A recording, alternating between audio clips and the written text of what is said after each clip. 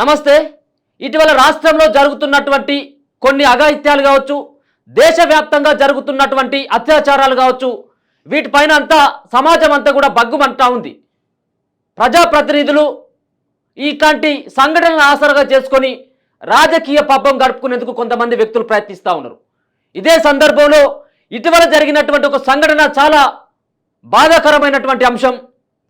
తన అన్నదమ్ములకి రాఖీలు కట్టొద్దాం అన్నటువంటి ఒక ఉద్దేశంతో తన సోదరుల దగ్గరికి వెళ్తున్నటువంటి దశలో ఆ మహిళా సోదరి పైన ఒక వ్యక్తి చేసినటువంటి అఘాయిత్యం, అంతేకాకుండా అఘాయిత్యానికి ప్రతిఘటించినటువంటి ఆ యొక్క మహిళ యొక్క మొహం పైన పెద్ద రాయితోటి బాది చనిపోయిందనుకొని అక్కడే వదిలేసి వెళ్ళినటువంటి ఒక సంఘటన నిజంగా కూడా రాష్ట్రంలో తీవ్రమైనటువంటి ఒక సంచలనాన్ని రేపుతా ఉంది. నిజంగా అక్కడ జరిగినటువంటి సంఘటన ఏంటి, ఇప్పుడున్నటువంటి ప్రతిపక్ష పార్టీ లీడర్లంతా దీన్నంతా రాజకీయ చేయడానికి ముఖ్యమైనటువంటి ఉద్దేశం ఏంటి అన్నటువంటి దానిపైన ఒకసారి మాట్లాడేటువంటి ప్రయత్నం అయితే చేద్దాం. ఏదైతే 31వ తేదీన ఒక మహిళ, ఒక ఎస్టీ సామాజిక వర్గానికి చెందినటువంటి మహిళ, ఆ మహిళ పేరు మనం రివీల్ చేయాల్సినటువంటి అవసరం కూడా లేకపోవచ్చు. దరిదాపుగా 40 సంవత్సరాలు ఉన్నటువంటి ఒక మహిళ పైన ఒక దుర్మార్గుడు, ఒక నీచుడు, ఒక ముగ్ధుం అనేటువంటి ఒక వ్యక్తి ఆమె పైన అత్యాచారానికి పాల్పడేటువంటి ప్రయత్నం చేయడం జరిగింది. ఏదైతే జైనూరు నుంచి వాళ్ళ యొక్క తమ్ముడైనటువంటి కోహినూరు అనేటువంటి విలేజ్కి వెళ్తున్నటువంటి సందర్భంలో ఆటోను ఆశ్రయించినటువంటి ఆ మహిళ, ఆటో డ్రైవర్, ఏదైతే ఆ మహిళను ఎక్కించుకున్నటువంటి ఆటో డ్రైవర్ ముగ్ధుం అనేటువంటి వ్యక్తి ఎవడైతే ఉన్నాడో వాడు ఆమె పైన అత్యాచారానికి పాల్పడ్డాడు. అత్యాచారానికి పాల్పడడంతో పాటు ఆమె ప్రతిఘటించడంతో మరి ఆమెను చంపేటువంటి ప్రయత్నం చేయడం జరిగింది. అంటే రాష్ట్రంలో ఏ విధమైనటువంటి చట్టాలు అమలవుతూ ఉన్నాయి, దేశవ్యాప్తంగా ఏ విధంగా చట్టాలు అమలవుతూ ఉన్నాయి, నిజంగా వేరే సంబంధించినటువంటి కంట్రీలో ఇటువంటి దౌర్జన్యాలకి, ఇటువంటి అఘాయిత్యాలకు పాల్పడుతున్నటువంటి వ్యక్తుల పట్ల ఇమ్మీడియట్లీ యాక్షన్ ఉన్నటువంటి చట్టాలు ఉంటాయి. కానీ ఇక్కడ దేశంలో అట్లాంటి చట్టాలు లేకపోవడమే ఇట్లాంటి దుర్మార్గులకి వరంగా మారుతుందని చెప్పుకోవచ్చు. ఏదైతే అరబ్ లాంటి కంట్రీస్లో ఇట్లాంటి సంబంధించినటువంటి నీచులని మరి బహిరంగంగా ఉరితీసేటువంటి ఆస్కారం ఉంటుంది. ఇటువంటి వాళ్ళని మరి ఆ బతికున్నటువంటి ఆ యొక్క సందర్భంలోనే నరకాన్ని చూపెట్టేటువంటి ఆ తీరుగా వాళ్ళ యొక్క కాళ్ళు చేతులు కూడా నరికేటువంటి అట్లాంటి చట్టాలు ఉంటాయి, కఠినమైనటువంటి శిక్షలు ఉంటాయి. కానీ ఈ దేశంలో ఇట్లాంటి సంబంధించినటువంటి ఈ సెక్షన్లు కానీ ఇటువంటి చట్టాలు కానీ లేకపోవడం వల్ల ఇట్లాంటి దుర్మార్గులకి మరి ఇదంతా కూడా ఇంకోని శిక్షించినట్టయితే ఉంటే, ఇంకొకరిని చంపేసినట్టయితే ఉంటే ఇమ్మీడియట్గా ఇంకోలు చేసేందుకు అర్హత ఉండదు, వాళ్ళకు ఇంకోలు చేసేందుకు కూడా అటువంటి వాటికి భయపడేటువంటి ఆస్కారం ఉంటుంది. కానీ వీటన్నిటి కూడా తప్పించుకునేందుకు కొన్ని చట్టాలు కూడా ఇటువంటి వాళ్ళకి అనుకూలంగా మారినాయి. రెండో అంశం ఏంటిదంటే కొన్ని ఇట్లాంటి సంబంధించినటువంటి అత్యాచారానికి సంబంధించినటువంటి పాల్పడి ఇమ్మీడియట్గా అత్యాచారం చేసిన తర్వాత చంపినటువంటి వ్యక్తులు ఎవరైతే ఉన్నారో వాళ్ళను ఇమ్మీడియట్గా యాక్షన్ తీసుకునేటువంటి కొంత పోలీసు వ్యవస్థ గతంలో ఎన్కౌంటర్ చేసినటువంటి దృశ్యాలు కూడా కనబడతాయి. దాని తర్వాత మళ్ళీ మానవ హక్కుల సంఘాలు, లేకపోతే ఈ సంఘాలు ఆ సంఘాలు అంటూ మళ్ళీ వాళ్ళని ఎన్కౌంటర్ చేసినామని చెప్పేసి మళ్ళీ తిరుగుబాటు చేసేటువంటి ఆస్కారం ఉన్నటువంటి సందర్భంలో కొంత వెనుకంజ వేసేటువంటి పరిస్థితులు కనబడతా ఉన్నాయి. ఈరోజు జరిగినటువంటి ఈ సంఘటన, ఏదైతే జైనూరులో జరిగినటువంటి, ఆసిఫాబాద్ జిల్లాలో జరిగినటువంటి సంఘటన చూస్తే నిజంగా చాలా బాధాకరమైనటువంటి అంశంగా చెప్పుకోవచ్చు. ఏదైతే గాంధీ హాస్పిటల్లో చికిత్స పొందుతూ ఉంది, హైదరాబాద్లో ఉన్నటువంటి గాంధీ హాస్పిటల్లో ఆమె మొహం కూడా మొత్తం ఛిద్రమైపోయింది. అసలు ఆ మొహాన్ని గుర్తుపట్టేటువంటి విధంగా లేదు. మొత్తం ఆమె మొహం పైన దాడి చేయడం జరిగింది రాళ్లతోటి. ఆమెకు ప్లాస్టిక్ సర్జరీ నిన్న మరి మొదలు పెట్టడం జరిగింది గాంధీ హాస్పిటల్లో. అంటే అత్యాచారానికి ప్రయత్నించడం, దాని తర్వాత చంపేందుకు కూడా కొంతమంది వ్యక్తులు దుర్మార్గంగా వ్యవహరిస్తూ ఉన్నటువంటి తీరు చూసినట్టయితే చాలా బాధాకరమైనటువంటి అంశంగానే చెప్పుకోవచ్చు. మొత్తం అంతా కూడా సమాజం అంతా కూడా తలదించుకున్నటువంటి ఒక వ్యవహారం ఇప్పుడు రాష్ట్రంలో నడుస్తూ ఉంది. పసిపిల్లలు, 6 సంవత్సరాల పసిపాపలు, మరో పక్కన 80 ఏళ్ళు దాటినటువంటి వృద్ధురాలైనటువంటి మహిళల పైన కూడా ఏ ఒక్క దుర్మార్గుడు ఇట్లాంటి సంబంధించినటువంటి కామాంధులు రెచ్చిపోతా ఉన్నారు. వీళ్ళపైన తక్షణమే చర్యలు తీసుకోవాలి. వీళ్ళను మరి అసలు మనం మాట్లాడినటువంటి విధంగా, అంటే ఆ సంఘటనలు చూసిన తర్వాత, విన్న తర్వాత చాలా బాధేస్తూ ఉంది. అసలు వీళ్ళను ఏం చేసినా కానీ తప్పేం లేదు. వీళ్ళను బహిరంగంగా ఉరి తీయడం కాదు, ఉరి తీయడంతో పాటు వాళ్ళు ఉరి తీసిన తర్వాత, చనిపోయిన తర్వాత కూడా ఇంకో మరోసారి 10 సార్లు మళ్ళీ ఉరి తీయాల్సినటువంటి అవసరం ఉంటుంది. అటువంటి ఇట్లా వాళ్ళ యొక్క తమ్మునికి అన్నకు రాఖీ కట్టేటువంటి వాళ్ళ అన్నల దగ్గరికి వెళ్ళి రాఖీ కట్టేటువంటి ఆ యొక్క సంబంధించినటువంటి ఆ మహిళని బలాత్కారం చేసి మరి ఇబ్బంది పెట్టేటువంటి పరిస్థితి ఉంది. ఒక దిక్కేమో ఈ సంఘటన పట్ల ప్రభుత్వం కూడా స్పందించడం జరిగింది. ప్రభుత్వంలో ఉన్నటువంటి నిన్న మంత్రి సీతక్క, ఎందుకంటే అక్కడ ఒక ఎస్టీ సామాజిక వర్గానికి చెందినటువంటి ఆ మహిళ పట్ల దాడిని ఖండిస్తూ నిన్న సీతక్క వెళ్ళడం జరిగింది. సీతక్కను అడ్డుకునేందుకు రాజకీయ పబ్బం కోసం బీజేపీ పార్టీ వాళ్ళు అడ్డుకొని వాళ్ళందరూ కూడా వ్యతిరేకమైనటువంటి నినాదాలు ఇవ్వడం, అది బీజేపీ పార్టీకి ప్లస్ కావాలన్నటువంటి ఉద్దేశంతో ఉంది. ఇక ఈరోజేమో బీఆర్ఎస్ పార్టీకి సంబంధించినటువంటి లీడర్లు ఇక ఒకరినక ఒకరు ఏదైతే ఇప్పుడు మనం చూస్తా ఉన్నాం, ఏ రోజు కూడా ప్రభుత్వంలో 10 సంవత్సరాలు పరిపాలించినటువంటి దశలో ఏ ఒక్క సంఘటన కూడా వీళ్ళకు గుర్తులేకపోవచ్చు. ఏ ఒక్క సంఘటన జరిగినప్పటికీ కల్వకుంట్ల కుటుంబంలో ఉన్నటువంటి వ్యక్తులు ఎవరు కూడా బయటికి రాకపోయేది. ఇక ఇప్పుడు ఏ చిన్న సంఘటన జరిగినా ఇమ్మీడియట్గా గద్దలు లెక్క వాలిపోయేటువంటి పరిస్థితి ఇలా బీఆర్ఎస్ పార్టీకి సంబంధించినటువంటి లీడర్లది. అక్కడ ఆ దాడి జరిగింది వాస్తవం. ఆ దాడికి సంబంధించినటువంటి దాంట్లో ప్రభుత్వం సీరియస్గా ఉంది. ఇప్పుడే మనకు అందుతున్నటువంటి సమాచారం ప్రకారం ఫాస్ట్ ట్రాక్ కోర్టును కూడా ఏర్పాటు చేసి ఇమ్మీడియట్గా ఆ వ్యక్తిని శిక్షించాలని చెప్పేసి ప్రభుత్వం కూడా ప్రయత్నాలు చేస్తూ ఉంది. అయితే నిన్న సీతక్క వెళ్ళినటువంటి దశలో ఆ ఫ్యామిలీకి సపోర్ట్గా ఉండాలి, వాళ్ళకు మనోధైర్యం ఇవ్వాలన్నటువంటి ఉద్దేశంతో సీతక్క అక్కడికి వెళ్ళి 1 లక్ష రూపాయల చెక్కును కూడా ఇవ్వడం జరిగింది. ఆ ఫ్యామిలీకి భరోసా ఇచ్చేటువంటి ప్రయత్నం కూడా ఆమె చేయడం జరిగింది. ఇక్కడ ఎవరైతే ఈ సంబంధించినటువంటి అఘాయిత్యానికి పాల్పడినటువంటి వ్యక్తిని మరి ఖచ్చితంగా శిక్షిస్తామని చెప్పేసి ఆమె కూడా తెలపడం జరిగింది.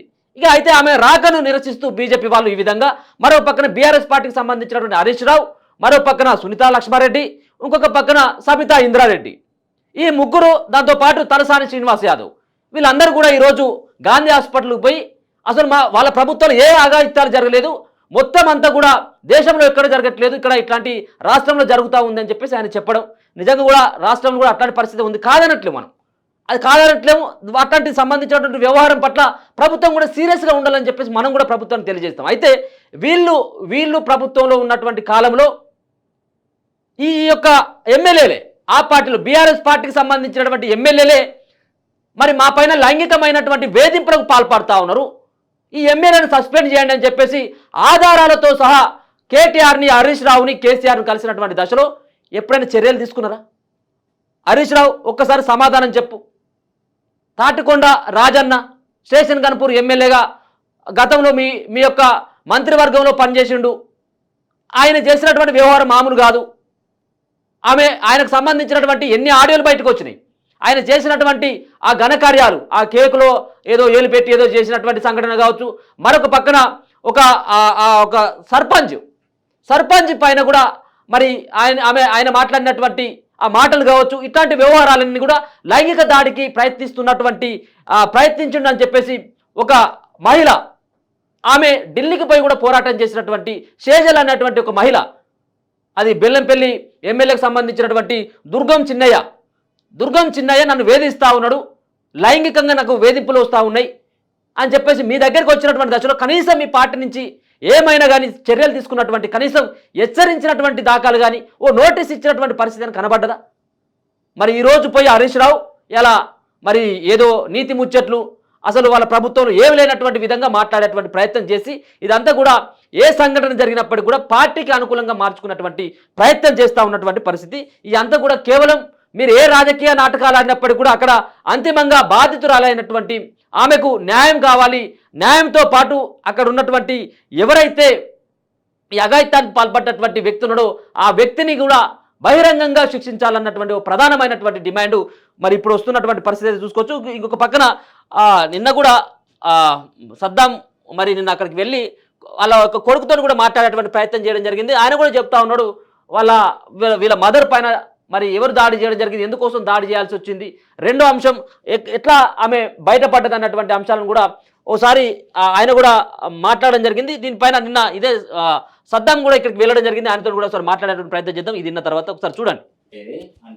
వాళ్ళ కొడుకు కూడా పోయేది చిన్న అంటే రాగపూర్వనే ఊరు ఉంది, దాని తర్వాత కొంచెం జాగా ఉంది, దాంట్లో ఏం జరిగిందో రోడ్డు మీద కొట్టి పడేసిన తర్వాత హాస్పిటల్లో చేర్చినాక ఇంట్లో వాళ్ళందరికీ ఫోన్ చేసినాం, తెలిసిన వాళ్ళు ఉన్నారు కదా, ఫోన్ చేసినాక మేము స్థలానికి ఊరుకుంటూ పోయినాం, ఏమైందని పోయినాక అక్కడ మంచి కావాలి మళ్ళీ ఇంకా వేరే హాస్పిటల్ తీసుకుపోవాలని చెప్పినారు.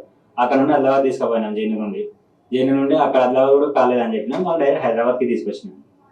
ఇప్పుడు ఇంత జరుగుతున్నప్పుడు ఆ జిల్లా కలెక్టర్ కానీ అక్కడ జిల్లా మెజిస్ట్రేట్ కానీ ఎవరన్నా మీకు సహాయం అందించే పరిస్థితులలో అక్కడికి వచ్చి మీకు తోడుగా ఉండడం కానీ హాస్పిటల్లో ఇది నిన్న గ్రౌండ్ అంటే అక్కడ గాంధీ హాస్పిటల్కి వెళ్ళి వాళ్ళ కుటుంబ సభ్యులతో మాట్లాడి అక్కడి నుంచి నేను సేకరించిన సమాచారం అసలు ఘటన జరిగిన తర్వాత దానికి సంబంధించిన ఆ ఘటన పూర్తిగా అక్కడ వేరే రంగు పులుముకొని రెండు వర్గాల మధ్యలో దాడులకు మరి ఒక పెద్ద విధ్వంసానికే కారణమైందని చెప్పొచ్చు.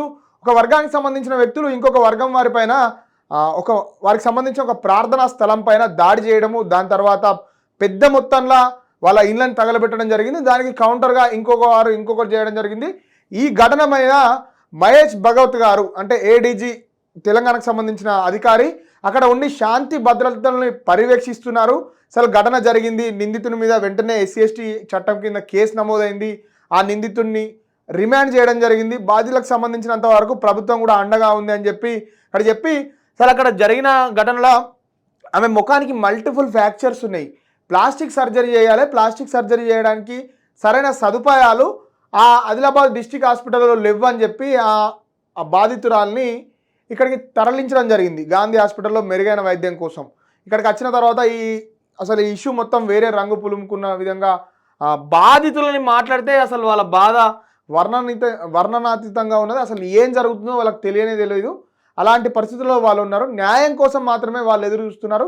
వాళ్ళ అమ్మ పైన ఈ దాడి జరిగింది కదా, నిందితుడిని స్పెషల్ ఫాస్ట్ ట్రాక్ కోర్టు ఏర్పాటు చేసి వీలైనంత త్వరగా న్యాయ విచారణ పూర్తి చేసి దానికి సంబంధించినంత వరకు ఆ పిల్లను కూడా పెండింగ్లో లేకుండా రేవంత్ రెడ్డి గారి సర్కారు ఆ నిందితుడిని ఎంత వీలైతే అంత చట్టం పరిధిలో పెద్ద శిక్ష వేయగలుగుతుందో అంత శిక్ష వేయాలని చెప్పి వాళ్ళ కుటుంబ సభ్యులు డిమాండ్ చేయడం జరుగుతుంది. జేనూరులో తీవ్రమైన ఘర్షణ అంటే రెండు వర్గాల మధ్యలో ఘర్షణ అది ఎక్కడికి దారితీస్తుందో అని చెప్పి పోలీసులు ముందస్తు చర్యలో భాగంగా అక్కడ ఉన్న జేనూరు ప్రజలందరికీ ఒక విజ్ఞప్తి చేసి సెక్షన్ 144ని అంటే పాత CRPCలోని సెక్షన్ 144ని పెట్టి జిల్లా కలెక్టర్ గారు నిషేధ ఆజ్ఞల్ని అమలు చేయడం జరుగుతుంది.